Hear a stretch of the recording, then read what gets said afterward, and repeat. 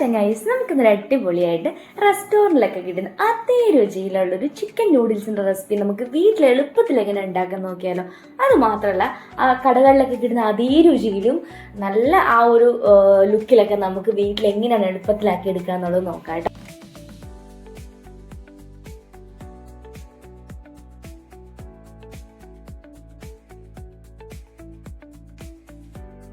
നമുക്ക് വീഡിയോയിലേക്ക് പോകാം. വീഡിയോയിലേക്ക് പോകുന്നതിന് മുമ്പായിട്ട് ആദ്യമായിട്ടാണ് എൻ്റെ ചാനൽ കാണുന്നെങ്കിൽ ലൈക്ക് ചെയ്യാനും സബ്സ്ക്രൈബ് ചെയ്യാനും അടുത്തുള്ള ബെല്ലൈക്കൺ മറക്കാണ്ട് ക്ലിക്ക് ചെയ്യണേ. അതിനായിട്ട് ആദ്യം തന്നെ ഞാനൊരു പാത്രത്തിലേക്ക് കുറച്ച് വെള്ളം എടുത്തിട്ടുണ്ടായിരുന്നു.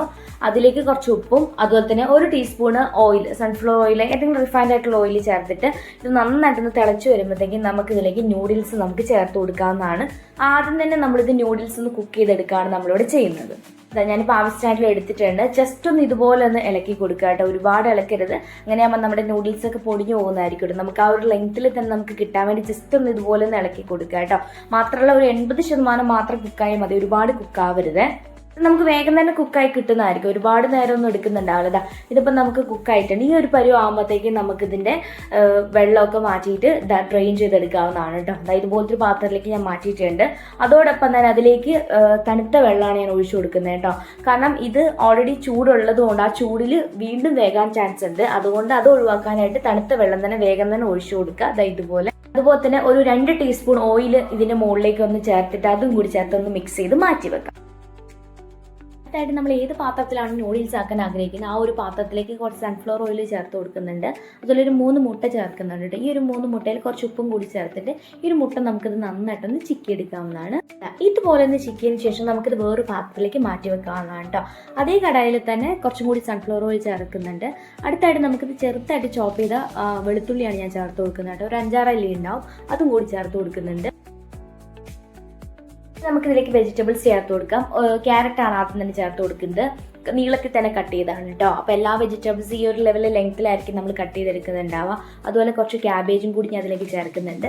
പിന്നെ ഇതിലേക്ക് ആവശ്യമായിട്ടുള്ള ഉപ്പും കൂടി ചേർത്തിട്ട് ഇത് ഏകദേശം ഒന്ന് കുക്കാക്കി എടുക്കുക കേട്ടോ. ഒരുപാട് കുക്കാവണ്ട, ഒരു മീഡിയം ലെവലിൽ ഒന്ന് കുക്കായി കിട്ടിയാൽ മതി. ഇപ്പം ഏകദേശം ഒന്ന് വാടി വന്നിട്ടുണ്ട്. ഈ ഒരു സമയത്തേക്ക് ഒരു ക്യാപ്സിക്കം നീളത്തിൽ കട്ട് ചെയ്ത് ചേർക്കുന്നുണ്ട്. അതുപോലെ തന്നെ ഒരു സവോളയുടെ പകുതി സവോള ഇതുപോലെ ഒന്ന് സ്ലൈസ് ചെയ്ത് ചേർക്കുന്നുണ്ട് കേട്ടോ. അതുപോലെ തന്നെ 1 ടീസ്പൂണ് കുരുമുളക് പൊടിയും പിന്നെ ഇതിലേക്ക് ആവശ്യമായിട്ടുള്ള ഉപ്പും കൂടി ചേർത്തിട്ട് ഈ ഒരു വെജിറ്റബിൾസ് എല്ലാം ഒന്ന് കുക്കായി കിട്ടുക. ഒരുപാട് കുക്കാവരുത്, ഹാഫ് മാത്രം ആയാൽ മതിയാവും.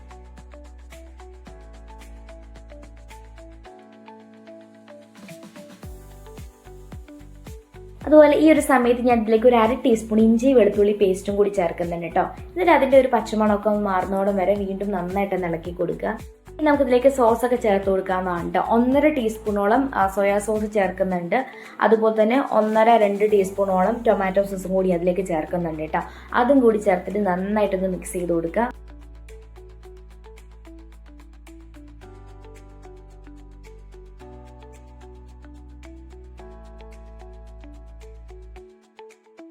ഇനി ഞാൻ ഇതിലേക്ക് ചേർത്ത് കൊടുക്കും ചിക്കനാണ് കേട്ടോ. ഉപ്പും മഞ്ഞളും മാത്രം ചേർത്ത് വേവിച്ചെടുത്ത് ചിക്കൻ ചെറുതായിട്ട് കട്ട് ചെയ്ത് ചേർക്കുന്നുണ്ട്. ഇല്ലെങ്കിൽ നിങ്ങൾക്ക് സാധാരണ നമ്മൾ ചിക്കൻ ഫ്രൈ ചെയ്യില്ല, അതുപോലെ ഫ്രൈ ചെയ്തെടുത്തിട്ട് ചെറുതായിട്ടൊന്ന് കട്ട് ചെയ്തിട്ട് നമുക്ക് ചേർത്ത് കൊടുക്കാവുന്നതാണ് കേട്ടോ. അതുപോലെ നമ്മൾ നേരത്തെ മാറ്റി വെച്ചിരിക്കുന്ന മുട്ട അതും കൂടി ഞാൻ അതിലേക്ക് ചേർത്തിട്ട് നന്നായിട്ടൊന്ന് മിക്സ് ചെയ്ത് കൊടുക്കുന്നുണ്ട് വീണ്ടും. അതുപോലെ തന്നെ ഞാൻ ഇതിലേക്ക് 1 ടീസ്പൂൺ കുരുമുളക് പൊടിയും കൂടി ചേർക്കുന്നുണ്ട് കേട്ടോ. അതുപോലെ ഈ ഒരു സമയത്ത് വേണമെങ്കിൽ നമുക്ക് ഉപ്പൊക്കെ നോക്കിയിട്ട് ചേർക്കാവുന്നതാണ്. പിന്നെ നമ്മൾ ഇതിലേക്ക് മുളക് പൊടിയോ കാര്യങ്ങളൊന്നും ചേർക്കുന്നില്ല. അതുകൊണ്ട് തന്നെ നമുക്ക് എത്രയാണോ എരിവിന് ആവശ്യമായിട്ടുള്ള അതിനനുസരിച്ച് നമുക്ക് കുരുമുളകിൻ്റെ പൊടി ചേർത്ത് കൊടുക്കാവുന്നതാണ് കേട്ടോ. ഈ ഒരു പരുവാകുമ്പോഴത്തേക്ക് നമുക്കിതിലേക്ക് നമ്മൾ നേരത്തെ വേവിച്ച് വെച്ചിരിക്കുന്ന നൂഡിൽസ് നമുക്ക് ചേർത്ത് ഇളക്കാവുന്നതാണ് കേട്ടോ. അപ്പോൾ വൈറ്റ് കളർ കാണാത്ത രീതിയിൽ നന്നായിട്ടൊന്ന് മിക്സ് ചെയ്തെടുക്കുക. ഇതുപോലെ 2 തവി വെച്ചിട്ട് ഇതുപോലെ ഇളക്കി കൊടുത്തു കഴിഞ്ഞാൽ നമുക്ക് എളുപ്പത്തിൽ ഇത് മിക്സ് ചെയ്തെടുക്കാൻ പറ്റും കേട്ടോ.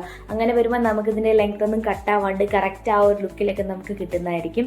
അതുപോലെ ലാസ്റ്റായിട്ട് ഒരു 1/2 ടീസ്പൂൺ വിനാഗിരിയും അതുപോലെ തന്നെ 1 ടീസ്പൂണ് സൺഫ്ലവർ ഓയിലും കൂടി അതിലേക്ക് ചേർത്തിട്ട് നന്നായിട്ട് വീണ്ടും ഒന്ന് ഇളക്കി കൊടുക്കുന്നുണ്ട്.